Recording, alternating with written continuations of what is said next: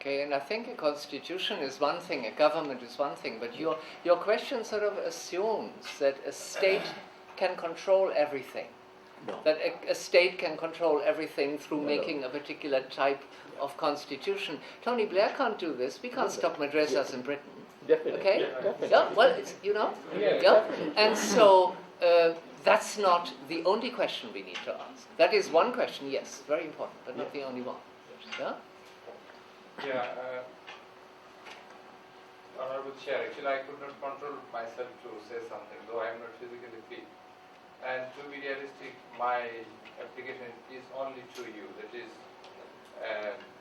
as a British or a professor of this university. That is, the Islamic groups are so smartly practicing their organizations, even in UK.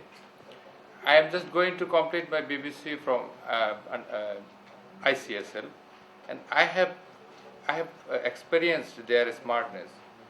Some people from Islamic Party, from specifically Jamaat Islami, they even organized a team there in the name of Islamic Society ICSL, and we went to the authority, passing the message that actually what they are practicing here is not good for the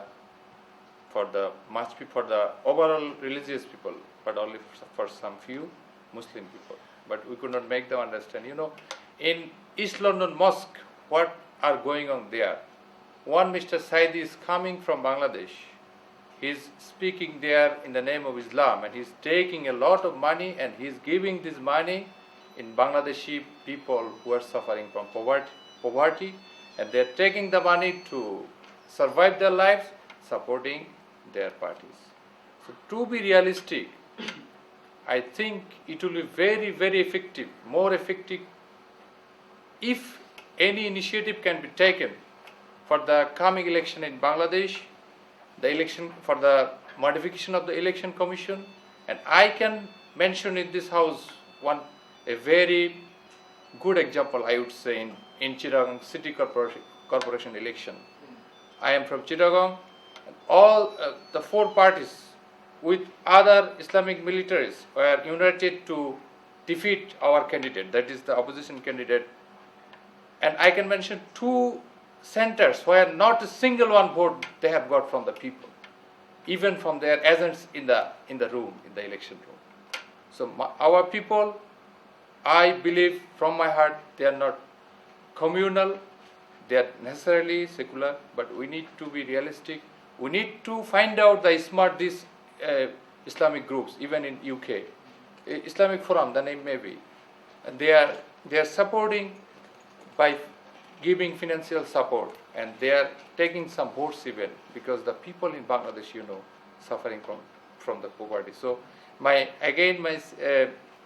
earnest application to you to think about any initiative for the coming election in Bangladesh. Yeah, but you're asking not a question, you're Yeah, making a political statement here. Yeah. Fine. But I hear that several of us here have been saying, that things are getting so bad that more people are actually realizing, hey, something is seriously going wrong here that is not only affecting a few minority people, but actually all of us. Yeah? I think that's what in several ways people have been saying. But over to you. Right. Address people like that. Okay. We can hear you better. Yes. Yeah.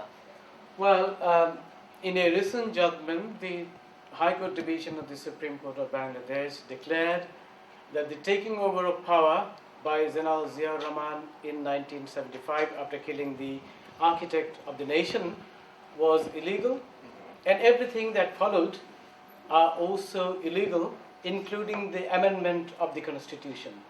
Now, the amendment we are concerned about is the amendment by which the secular status of the country was transformed into a religious country. Bismillah was introduced, and many other philosophies which are actually consistent with religious fundamentalism has been inserted into the Constitution. Now, what happened, without wasting an hour, the Attorney General, at the instruction of the Prime Minister and other ministers, went to the House of a judge of the appellate division, the apex court in Bangladesh, to have the order stayed. Now, that obviously demonstrates that the government of the day is supportive of the philosophy canvassed by Jamaat-e-Islami and other religious parties.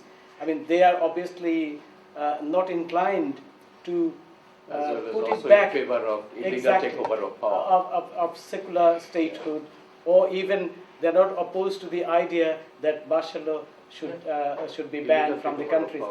Now, my question to Mr. Kabir is, from that point of view, is there a difference as between BNP and the Islamic parties so far the Islamic fundamentalism is concerned?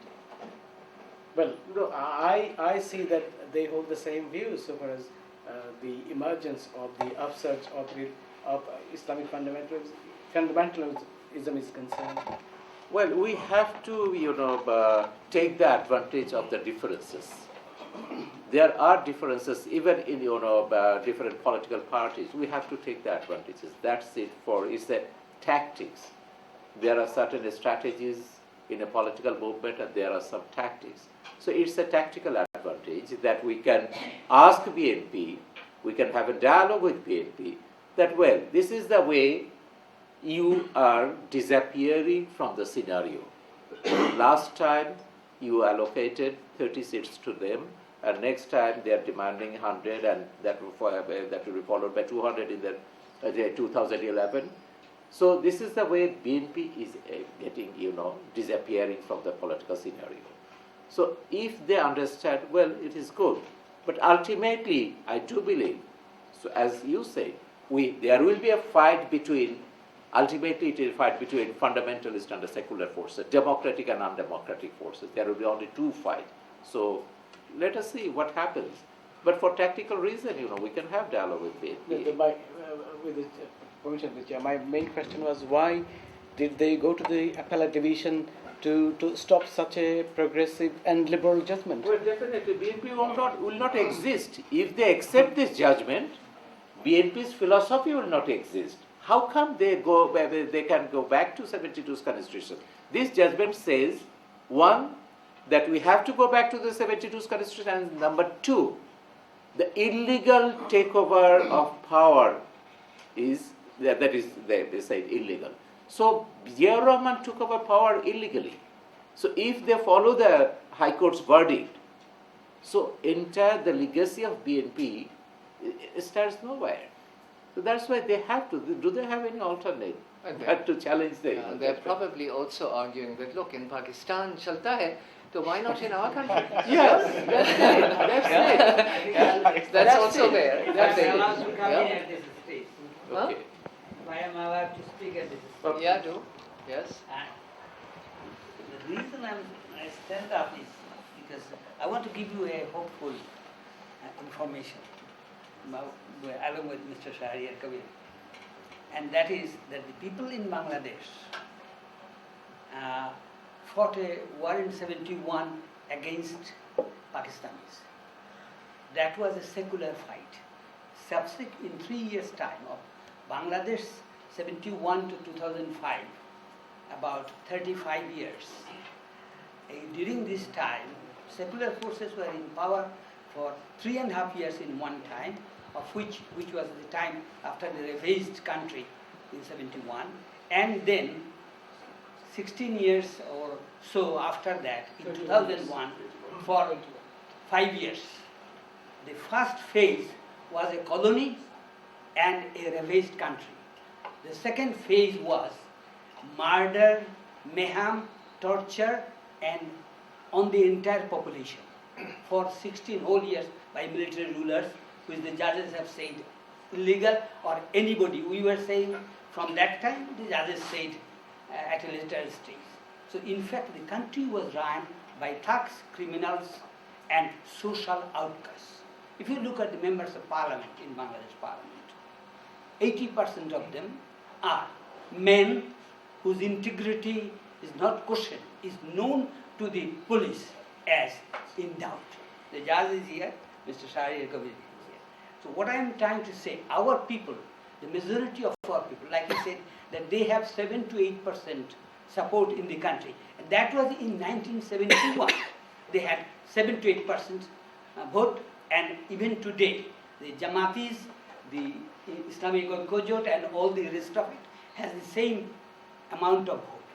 What happened in last election, Shahriar Kabir possibly knows, in last 4 years have learned more than me, because I was in that election, and I know what happened. It was not an election in any sense. It was the fundamentalist forces and international forces together working to stop people going to vote. And that is why on the day they won the election, or declaration was made that they won the election, the minority communities and the political elements were attacked. But Bangladesh remains a secular country. Its people remain ardent in their war against these people. I have no doubt, if international support, like Mr. Bas was saying, Mr. Adam was saying, you were saying, if support from everybody comes for the ordinary people, that they can go and give their vote to the person they want to give. And if Mr. Shahriar Kabir, people like them and intelligent people in the country pursue the opposition that good people should be elected in the parliament, not bad people. Good people should be elected. They should make a hue and cry that good people should be elected from the opposition.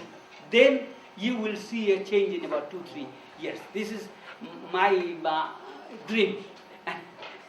Thank you. Yeah, but look, I'm not inviting lots of political speeches now, okay?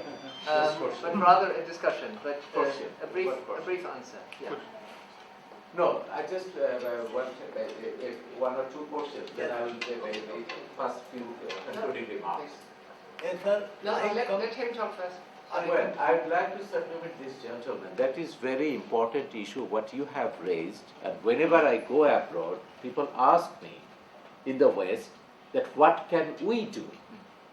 Last time when I met, high officials of the State Department in USA, when I narrated everything, they said that, well, then they have one of the, the director, he said, then tell us, how can we intervene? Then I said, what do you mean by intervention? They said, well, we can intervene politically, we can intervene economically, and we can intervene militarily. I said, all your intervention will be counterproductive in Bangladesh. We have seen your intervention in Iraq and Afghanistan. What we expect from you, that you have asked General Musharraf to take action against Jamaat-e-Islami and fundamentalist terrorists in Pakistan. Why can't you ask Khaleda Zia to take similar action against the Jamaat-e-Islami and Islamic militants in Bangladesh? That is one thing you can do, and you are doing in Pakistan. Second thing, you are considering Jamaat-e-Islami of Pakistan as a terrorist party, and at the same time, your ambassador in Bangladesh branding Jamaat-e-Islami as a liberal Islamic democratic party. Why this double standard? Because all we know, Jamaat-e-Islami is like the Communist Party. They have the same philosophy, same target everywhere, wherever they are. And third and most important point, it is the Pakistan and Middle Eastern country, particularly Saudi Arab, who are responsible for funding Jamaat-e-Islami. They are receiving enormous amount of fund, arms, and everything from Middle Eastern countries. And all these, I have given account of the list of those NGOs based in Middle East and how they are receiving funds.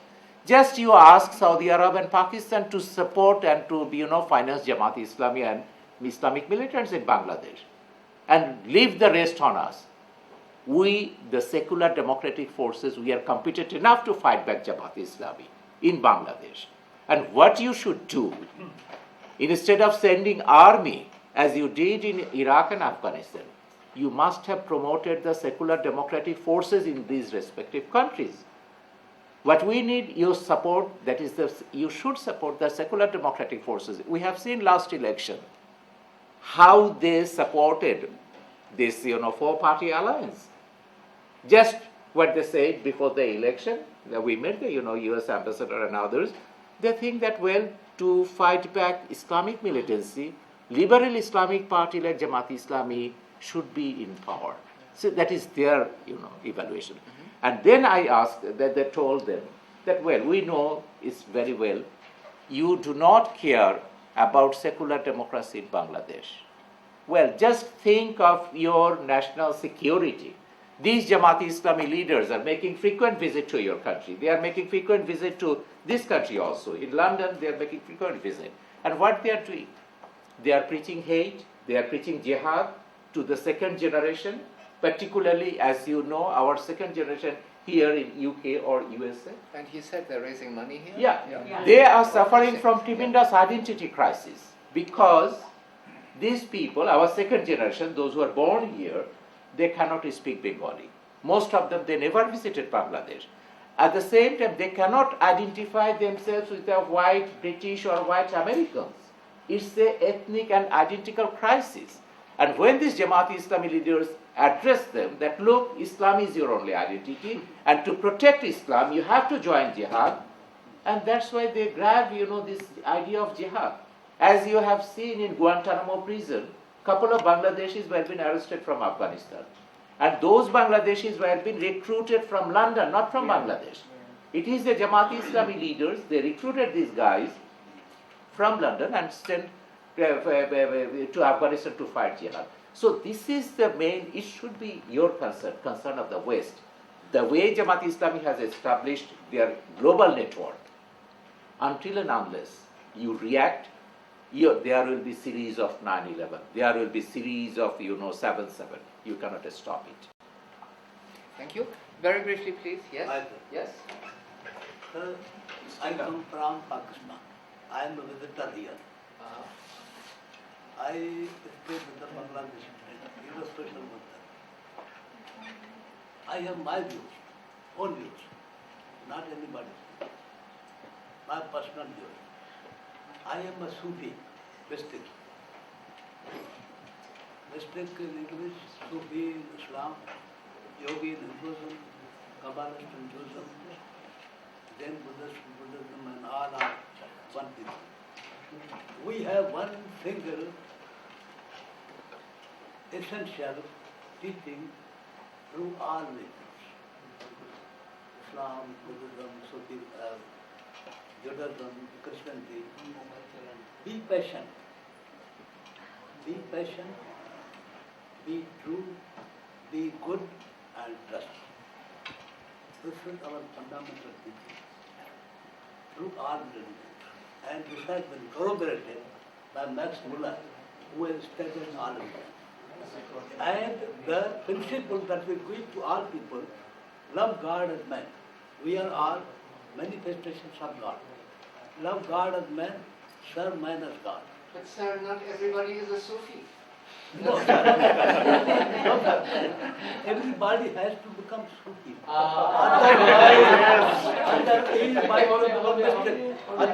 Otherwise there will be always struggle of war. All right, thank Now, you. sir, I tell you, this fellow will not succeed. Bangladesh will not succeed, and Jamaat Islam will succeed. All Bangladeshi Hindus, the Christians, Buddhists will have to go away from Bangladesh until and unless British government says we are exporting all, exiting all Bangladeshis from here. If you do not stop Hindus from there, from Christians from there. This is required. 1 minute. 1 minute. Yes, No, this is true. the suggestion. Otherwise, other than 2-3 years, there will be only single people. Okay. Thank you. Many of us mistakenly believe that militant fundamentalists will never be able to conquer Bangladesh because peace and harmony have existed in the country for thousands of years as Sufis preached Islam here. As a matter of fact, Muslim Sufis always placed love, knowledge, spiritualism, and humanism above religious rituals. We have seen similar human values in the writings of Hindu saints like Kabir, Tulsidas, Mirabai, Chandidas, Ramakrishna, Swami Vivekananda. Spiritualism and humanism achieved highest level of accomplishment among different faiths in India and Bangladesh. However, Afghanistan, Iran, Pakistan, and Kashmir have an even richer Sufi legacy. The last 3 decades we have witnessed the militant fundamentalists obliterating the humanistic society and the Islam of the world, peace and humanity that were constructed over centuries by Sufis like Fariduddin Attar and Jalaluddin Rumi in Iran, and you know all the Sufi legacies. So it is now, right now, it is very difficult, to fight back fundamentalism only with Sufism. We need many more elements. Sufism could be one of the, Sir, weapon. if you will fight, they are the fight against you. If you raise the table, they are able against you. Yeah. So If that you- is what I also Only- know, that only by love. if you want to Love fight is By Fundamental. love, fundamental. only Yes. by love you Yeah. can conquer the world. Yeah, Amma that's true. Virshat Omnia. Well, Love conquers all. well, brother, Now, to fight back if fundamentalism, if I love you, yeah. if I love you, Okay. we shall live together. If I hate you, we both will not live Well, together. that's a theological fight. We have to, continue the theological fight also. But definitely fighting this fundamentalism is a very much political one. Okay, there's a young man at the back. You first, please. Just a couple of points and a question. I mean, every time anyone talks regarding Bangladesh, we always go back to 1971, which is perfectly a good point to make because the history of the country was shaped by prior to 47 and prior to 71 and everything that's happened in But you 71. weren't even there. I wasn't even there. That's the point Okay. I'm trying to make. The fact that my generation, the generation prior to that, and the coming generation didn't see that, Yeah. have not physically experienced that. Yeah. And the problems that Bangladesh is facing at the moment, it's not just internal Islamic militancy, but what was really also urged was the emergence of international terrorism and the fact that international Islamic terrorists are infiltrating Bangladesh and infiltrated parties within Bangladesh, and the influence of Islamic terrorists infiltrating the IOJ and Jamaat Islam is quite well known. I think the fact that if we look at only the internal problems, I think it's very myopic and it's very narrow-minded. I think we have to look at it from an external point of view. And I think one of the points you made that after the post-Taliban regime, some of the Talibans actually came to Bangladesh and under the safe haven of the BNP and four-party coalition. I think that's something we need to pressure the international community, especially the donor nations such as Britain, America, so on and so forth, to place pressure on the Bangladeshi government to change that. I think that the economic power that the donor communities have is so important. Yeah, right. Okay, thank you. Sir? Yeah. I think we are talking of human, and we said সবার উপরে মানুষত্ব তাহার উপরে নাই. We heard from the writer, excellent thing. We are talking in a center on ethnic minority studies where in Britain, SOAS. From this room, the book came out today, the lesson to the public in the world. From this book, we should learn.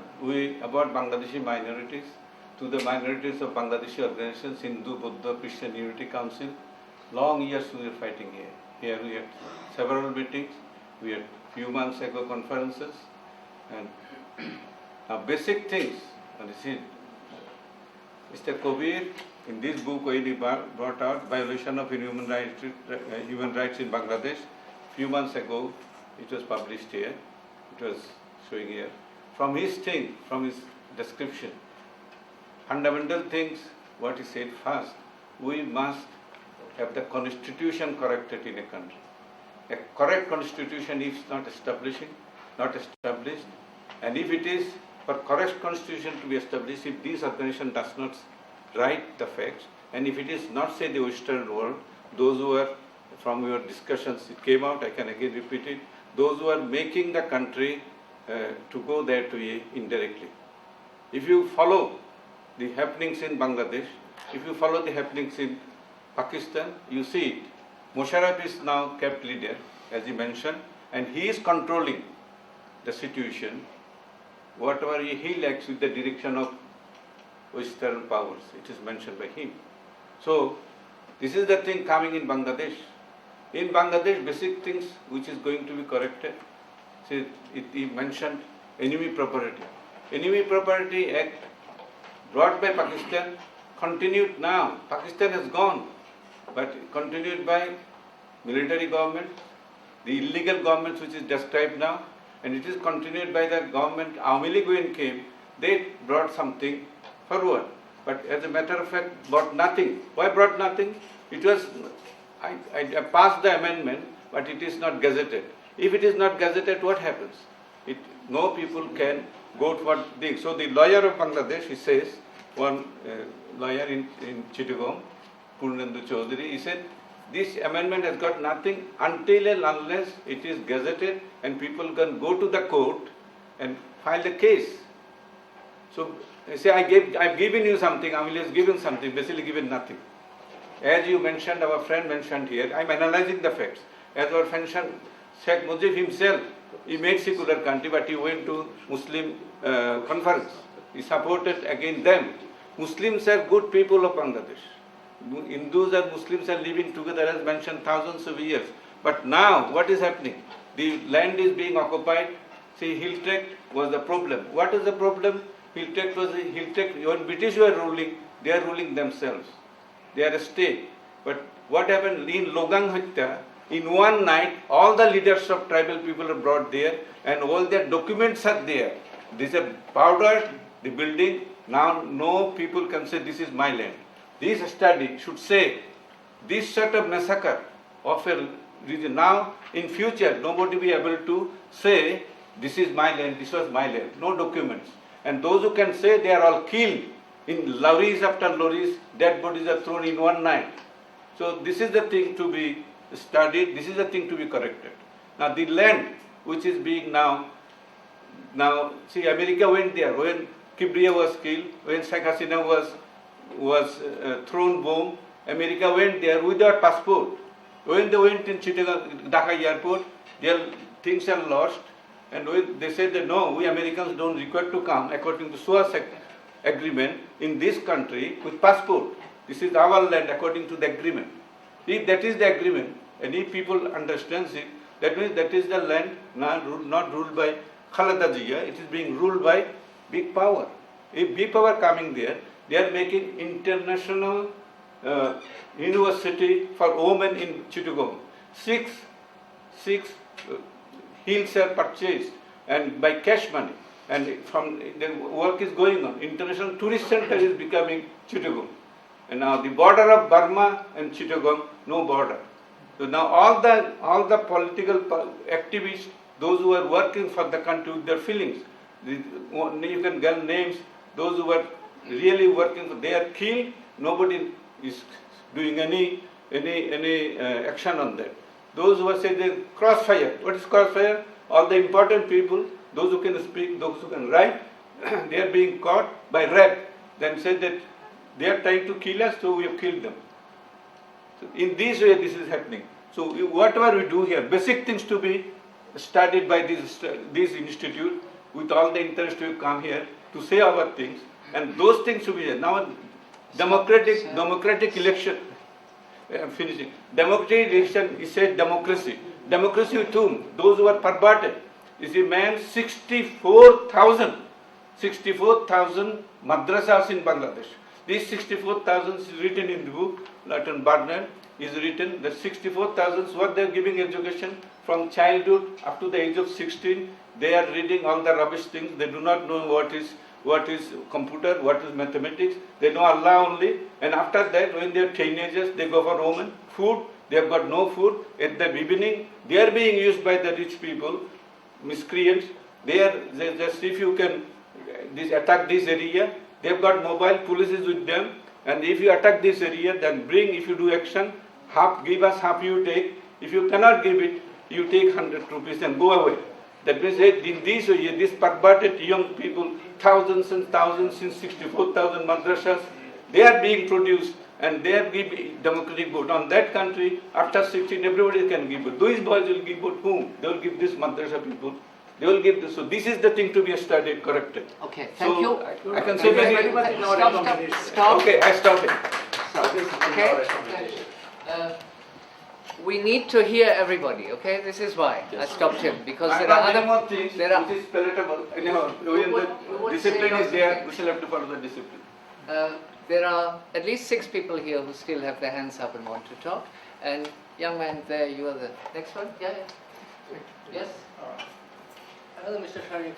You already mentioned in your recommendation the implementation of the peace accord. First of all, I would like to say there is the constitutionally a safeguard. I know that in in future, if the majority of the what's called members of the parliament can annul the CST peace accord, so there is no safeguard. But apart from that, my further questions to you or maybe Mr. Minsky or Amnesty International as well, if anyone can give me one simple question, answerable simple question. I know there's a human rights violation killing in tracks. Military did some massacres. I know the CST Commission independent body made a report that there is a 10 massacres, genocidal crime committed by the security forces, military directly involved. And Amnesty International report also mentioned that this is genocidal crimes in Chilean tracks against the indigenous people by the military or security forces. If anything happened, the changes in the Bangladesh, can anyone give any idea how you're going to try the security force and military?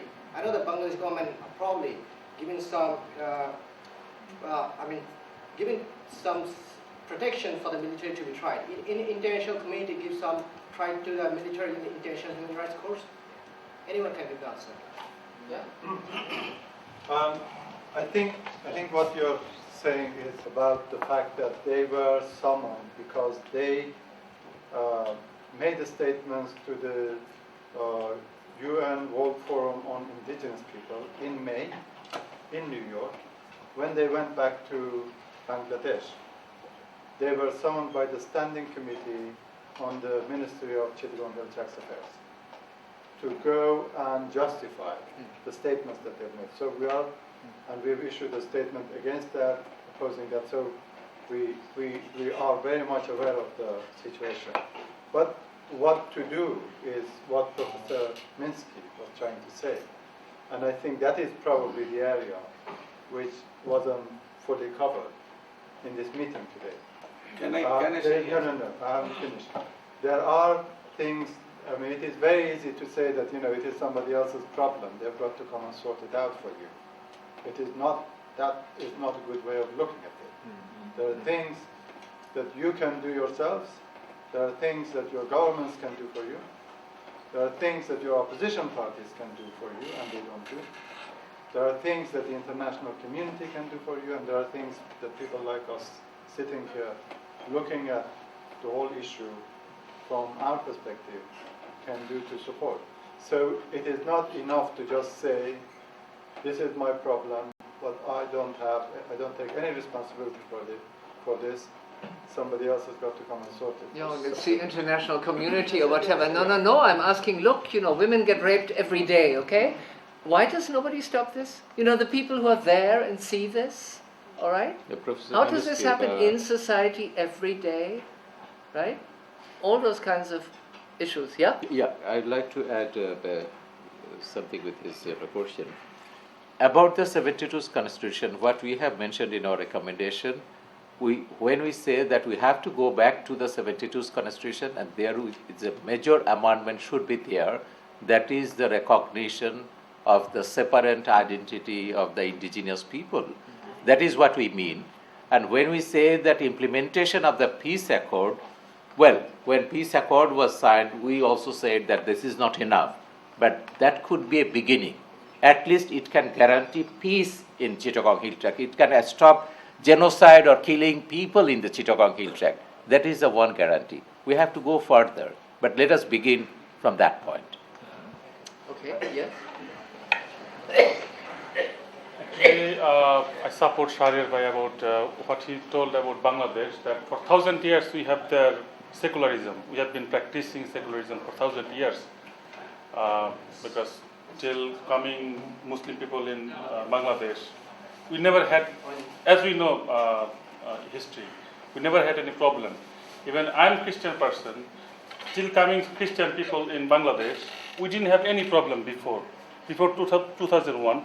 Actually, it has started during Iraq issue when Western forces went to Iraq first time after 90. And some Muslim people, they came to our church in village area and they attacked. But it was not published. Nobody knows about it. Just we tried to keep it. Okay. You're friends of Bush now. That's why. It's not then, Christians, but then you're friends when of Bush. it started seriously after 2001 election. And I think because it is because of the same tension, Iraq or Afghanistan issue, before that, we never get any problem in Bangladesh, Christian people especially. We had respect from Hindu, Muslim, from everybody, because we have very few Christian people in Bangladesh. And this tension gone on Bangladesh, and Muslim people, those are fanatic. They think that these Christian people, they are a representative of America or Western people, whatever. Look, you're giving us an example here, brilliant example of globalization.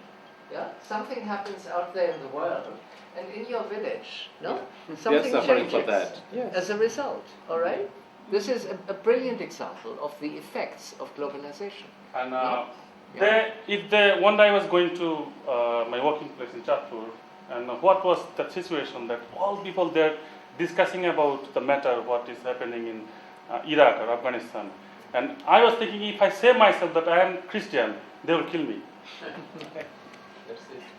It is the reality, because beforehand they thought, Christians are friends, because Jamaat Islami or whatever, they used to get support from America against Soviet Union or against communist. So can you see if he now says America should change its view of That's the right, Jamaat that's Islami, right. you guys are going to suffer even more. Yeah. That's why it is my question to you, actually. Well, my question, well, that's what you're especially saying. for Western people, Right? to Western Yes. people. Yeah. And later on, when alliance, four-party alliance, they came to power, they attacked different parts of Christian areas. Even Sharibai, he went in Poljana, in Pabna. They have destroyed 2 villages, many houses. Even they chopped cows of Christian people. He knows, I have been there also. So it is the problem from, I believe that this is the problem. People of Bangladesh, they're never fanatic. We got problem from outside. And we see now what is the context of the UK, Western countries. Okay, again we are back to this issue. We are blaming outsiders, all right? Good. There's something there, all right? But still, the problems that you see every day happen among your own people. There's no outsider directly present. And still you kill each other and do weird things to each other. Yeah? So it's not entirely outside forces. It's also something inside that doesn't prevent people from doing weird things. Yes. Yeah? They are being prepared. They are prepared. Last few years, last 20 years, they are prepared to do it. And if you can but calculate from this, you see, go behind. but we need to analyze how did this happen, yeah, and why did it get so bad, and how can we, if you like, re-screw this? Of course, it is said by beginning, the two-nation theory, at least first two-nation theory to make India divided. That's again big politics. Yes, so actually that is the I reason. want to know what goes on in the minds of people. How come that husbands in Bangladesh today can marry a woman and a day later they just chuck her out and say, look, yeah, bring me this, that, and the other, whatever. How come you can have people throwing acid at each other? I don't agree with you, yeah, bang, yeah, that's it. How come, you're Christian, yeah, you deserve to die, and so on. There seems to be no, limit anymore to what people can do. And this is, I think, what we need to research. Yeah? But carry on. Yes, please. Then, actually, I lost everything.